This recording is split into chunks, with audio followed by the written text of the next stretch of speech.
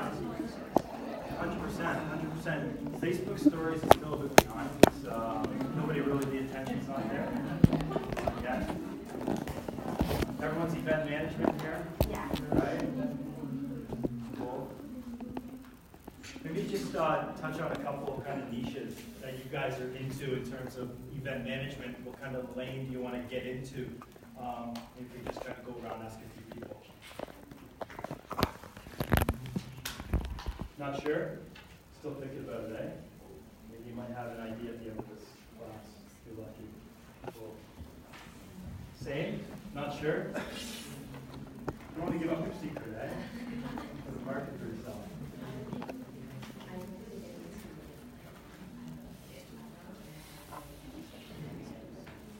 Cool. Dance. That's awesome.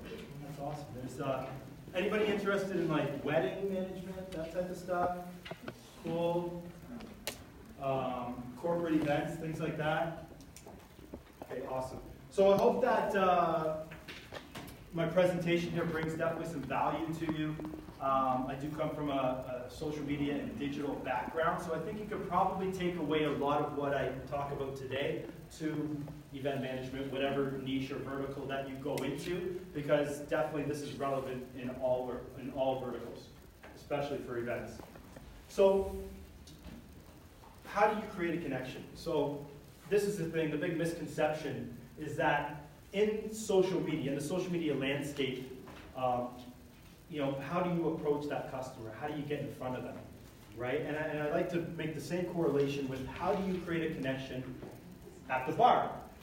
So if I'm going to approach this lady at the bar, what would be the best way to get her attention and get me to that goal of potentially getting a date with her?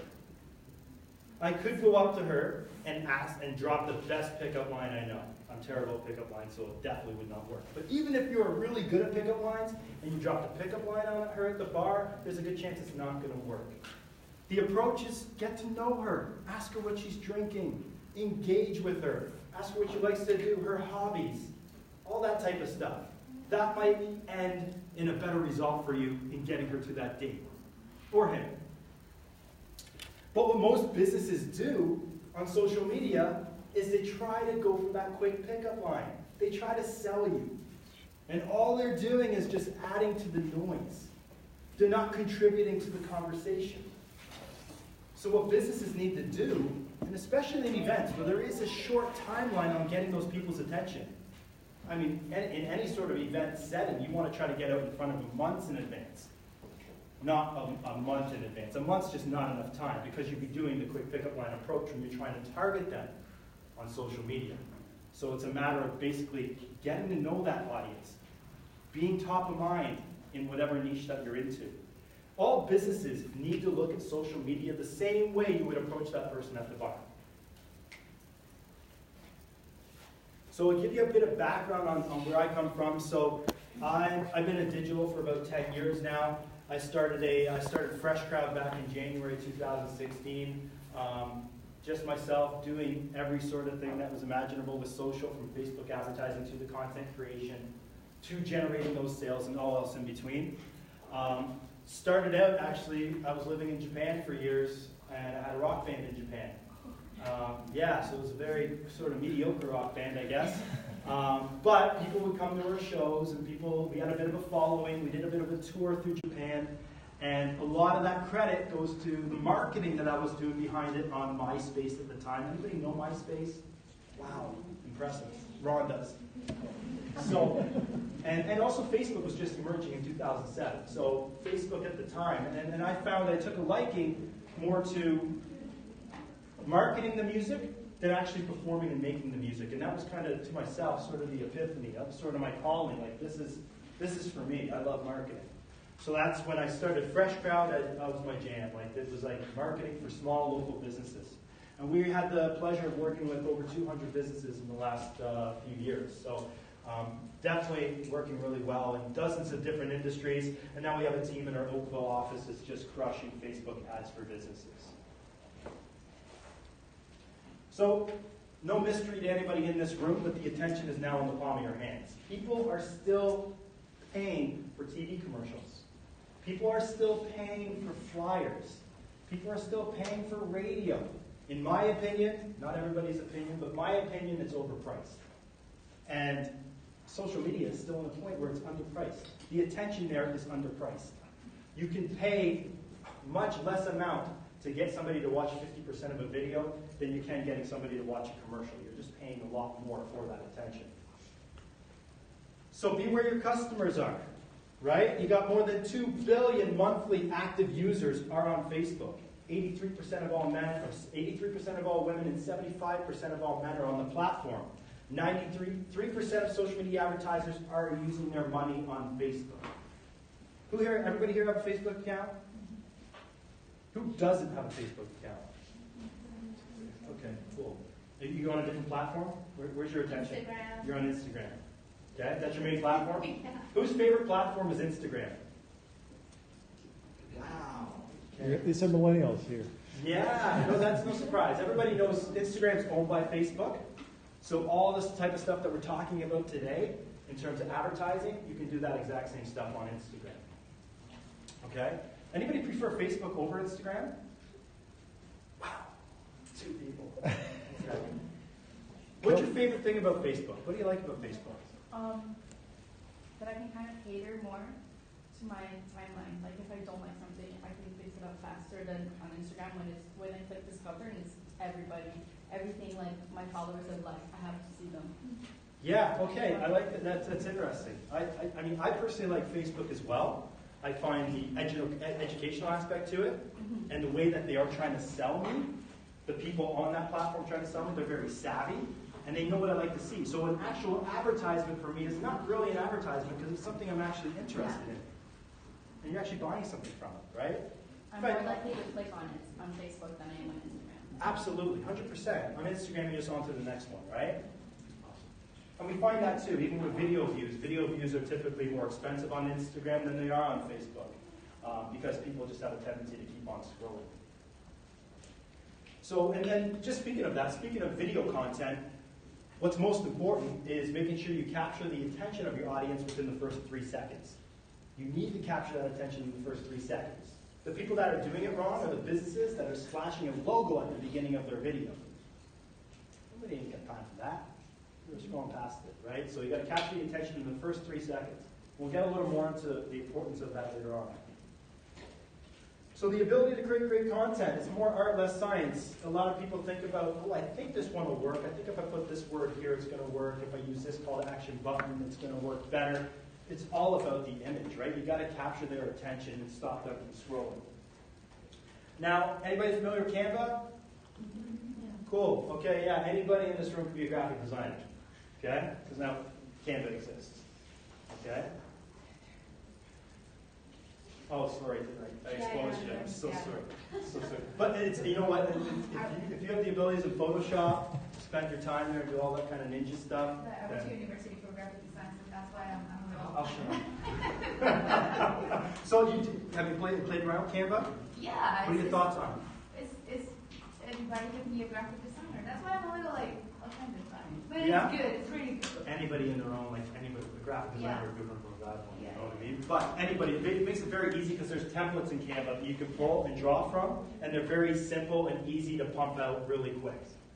Okay, so when you're creating any sort of content for an event specifically, or any sort of, if you have courses that are going on at an event, you can whip off 10 different images in a matter of an hour, all with different text and copy. You want royalty-free images, you can go to sites such as Pexels and Unsplash to find that. It's royalty-free. But the big question is, who are you after? Who is that target audience that you want to hit? Very important question. You need to think about them before you even start creating your ad.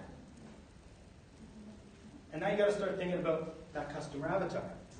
So, it's good to kind of give them a name, sort of an age. It's good to kind of visualize in your head who that person is, who you're after. So what interests them, influences them. So let's just go after weddings, for example. If you're doing events for weddings and you want to go after the male demo, do they like craft beer, golfing, travel, watch The Bachelor, all this type of stuff you need to jot down and consider because you're going to be targeting your ads based off of those interests. at the top of the funnel. How do you connect? You need to think about the pain points of that potential audience, of that customer. You know, in the case of a wedding, lack of resources, lack of time. They don't have time to go after this. They need an event manager to plan everything for them. And they just don't have experience. They don't know where to get their flowers. They don't know if they want to do a destination wedding. All that type of stuff they're going to be seeking out a wedding planner to take care of for them. And why will they buy? The gain. Well, it's cost effective and it's going to save them time. Considering all of these, when you go to create those Facebook or Instagram ads, you need to take all that into consideration, because the copy of that Facebook ad, you're basically doing the work here for it, rather than just sitting there at a monitor trying to think of something at the moment. That never works. Anatomy of a post. So we're going to break down just the way a post, the importance of a post and what's important about that post. So the first thing here, just at the blank screen, there we go. Image makes the biggest difference. So like I said, when people are scrolling through their feed all day long, you've got to make sure that your image or video stands out. Now the way Facebook's trending, you know, we spoke to our Facebook rep a couple weeks ago, and he told us, like, they expect it to be pretty much 90% video by next year. I don't know if I believe that, but they want people to just sit in front of Facebook and consume the content on Facebook.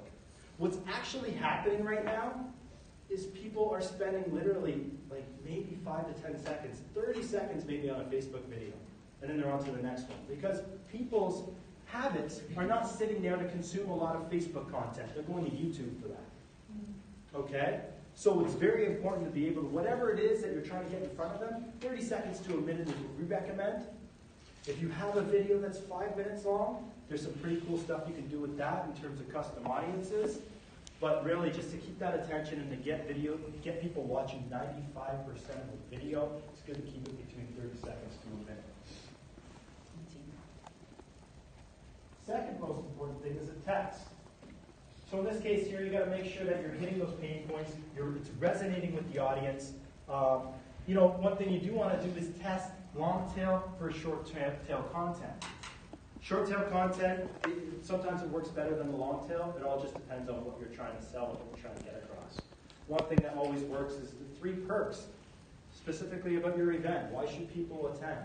Give them 3 perks and throw in a few emojis. Emojis are what's going to separate your post from the next.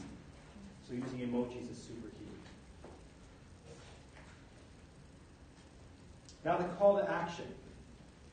So it's not always necessary, but if you are going to use a call to action here, typically learn more works better than all of the rest. So you have learn more. There's apply now, book now, contact us, get offer, get quote. All those are great, but really, all those to me, if I see that, it's like, great, I'm going to click on this, and somebody on the other end is going to try to sell me something. Nobody wants to be sold. Okay? You want to build up that authority before you even think about selling. So learn more. I'm opting in to learn more. Great, I'm not committing to anything. That button there works a heck of a lot better than all the others. All right, for writing copy, so what might happen is you're sitting there at your computer, you're like, what am I going to write here? What am I going to write in the copy? How am I going to grab that attention? These are a few ideas on where you can get some solid copy for your posts. Testimonials. Testimonials are a great spot. Simply copy that testimonial, chuck it into your copy. Blog articles. Google News is a great source. So if you're doing wedding planning, look up top 10 wedding destinations and create a piece of content from that. How-tos. So, I mean, how to find the perfect wedding planner. You know, you can do a piece of content based on that. Local events in the community, in that case there, it depends. It depends on what kind of event you're doing or what kind of industry or niche that you're looking into. There's no shortage of content for the community stuff. I spoke about long versus short. Now the removal of pain, this one's important. So what problem is your business solving and why can't your customer live without this? This is almost like, I call it the aspirin effect. So how can you give that customer or client or lead an immediate sense of relief? Like within the copy of your post. How can you show that person that you have a solution to their problem. They need to be at this event because they're going to get this, and this. Getting that kind of message in front of the right audience at the right time works really well.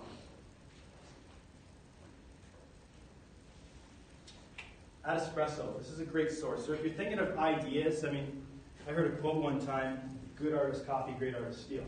Look at what some of the biggest competitors in the industry are doing. And simply copy their copy, cater towards your business, and roll it out there. Places like Starbucks are spending hundreds of thousands on an internal digital marketing team. They've got skills. Go check out what Starbucks is doing in their ads, and then roll it out for your own. It works across every industry. And if you want to go take a look, you can go look at Starbucks, you can go look at the biggest players in your industry, and go straight down here into the info and ads tab. Facebook recently rolled this out in the last 6 months. So basically, you can go out there and see the exact ads that they're running. If it's Starbucks, you've got to know the ads that they're creating are working. So why wouldn't you do something similar for that? Great opportunity there. Especially events. Think of some of the biggest events that are going on in the world. And go check out the ads that they're running. There's a good chance they're working really well.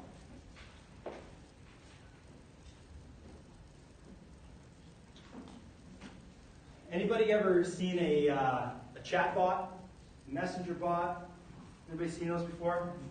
Yeah, hands up if you've seen a messenger bot. Just get a feeler. Okay, cool. So, about half of you guys. So a messenger bot is within Facebook. Basically, it opens up a messenger chat with you within your Facebook Messenger. Very effective source to be able to market, to be able to warm your audience up. And I'll show you an example here. So this one here is for a company called Colorworks Auto Body. It's a collision center. Basically, if you ding up your car, you go there to get it fixed. So in this case here, we had a piece of content, not selling them at all. Strictly, what's your dream car? It says, imagine you're leaving the grocery store and opening the trunk to your dream car. We want to know, what are you driving? So people are putting their favorite dream car within the comments of that post. Immediately when that happens, Raheem here writes 69 Dodge Camaro. Right when he writes that in there, it opens up Messenger. And in Messenger, this is automatic. This is not a human doing this. This is a chat bot. You've got to make it seem like it's a human, though. Sometimes people don't do it the right way. This is a bot. This guy's trying to sell me something. In this case here, it's, hey Raheem, thanks for commenting. Awesome choice. Imagine this. You leave the grocery store to find a dent on the driver's side door of your dream car. What do? Leave it or fix it? Raheem writes fix. Perfect. That word there we triggered with an automatic response. Awesome. We can help you with that. We'll fix that dent and give you a free car wash for commenting. Show this message at one of our locations across Canada prior to your service appointment before end of February 19th to redeem this offer. So we did some studies, and we've done it with restaurants, where we compared putting in a free app giveaway within the actual copy of the post, and compared that to giving out a free app within Messenger. In doing it in the copy of the post, everybody sees it. You reach more people with that free appetizer.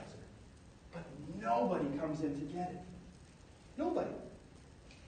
Doing it in this route and giving that free appetizer after they opted into a contest, for example, for free tickets to see the Toronto Maple Leafs, people opted in. They did not win.